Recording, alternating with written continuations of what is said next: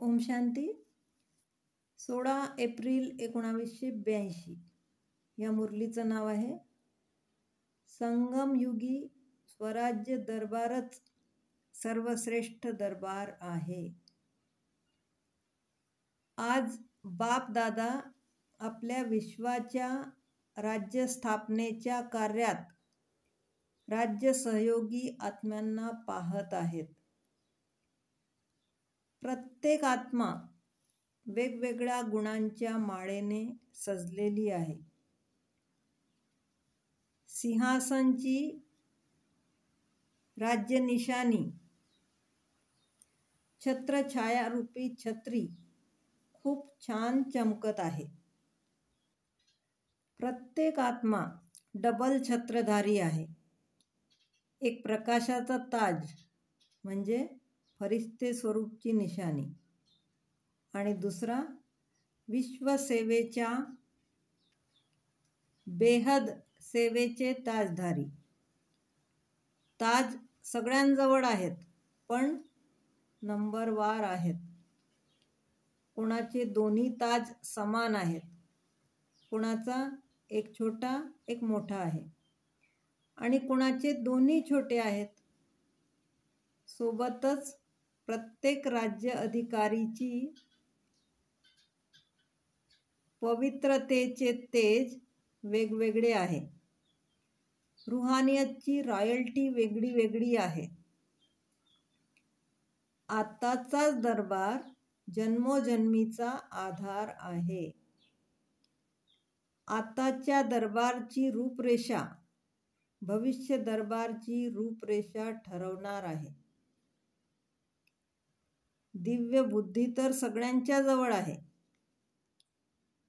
दिव्य बुद्धिरूपी यंत्र कसं उपयोगात आणायचे, कोणत्या जागेवर म्हणजे त्रिकालदर्शी पंचस्थितीत स्थित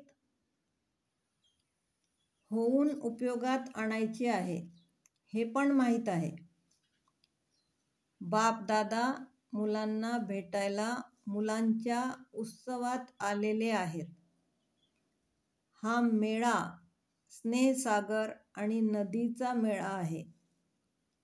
जे जगाच्या हिशोबाने विद्वान पंडित आहेत ते विचार करतच राहिले आणि शोधतच राहिले. शोधता शोधता स्वतःच हरवले आणि तुम्ही स्नेही आत्म्यांनी स्नेहाच्या आधारावर बाबांना प्राप्त केले. कोणी शास्त्रार्थ करत राहिले, कोणी महात्मा बनून आत्मा आणि परमात्मा यात छोटीशी चूक केली, त्यामुळे भाग्य मिळवू शकले नाही. मुलं बनून बापाचा अधिकार मिळवू शकले नाही. मोठे मोठे वैज्ञानिक शोध लावतच राहिले. नेते लोक योजना बनवत राहिले आणि भोळे भक्त कणाकणात परमात्मा शोधत राहिले. पण फक्त भोलेनाथच्या मुलांनाच बाबा भेटला. मोठी बुद्धी असणाऱ्यांना नाही, पण स्वच्छ मनाच्या मुलांना बाबा भेटला. म्हणून म्हणतात सच्ची दिल पर साहब राजी.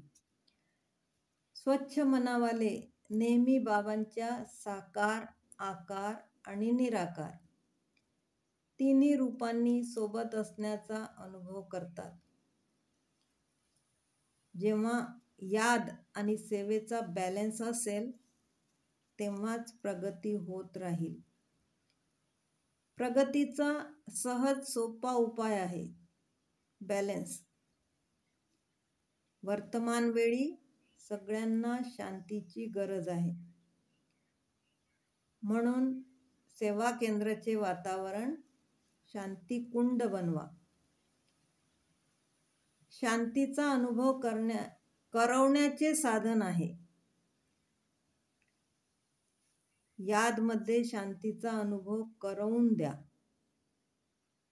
सेवाधारी जेव्हा स्वतःशीच आणि सर्वांशी संतुष्ट असतात तेव्हा सेवेचा उमंग राहतो. बापदादा म्हणतात, नेहमी सागरच्या काठावर राहणारे तुम्ही पवित्र हंस आहात. नेहमी सागराच्या किनाऱ्यावर राहतात आणि सागराच्या लाटांशी खेळत राहतात.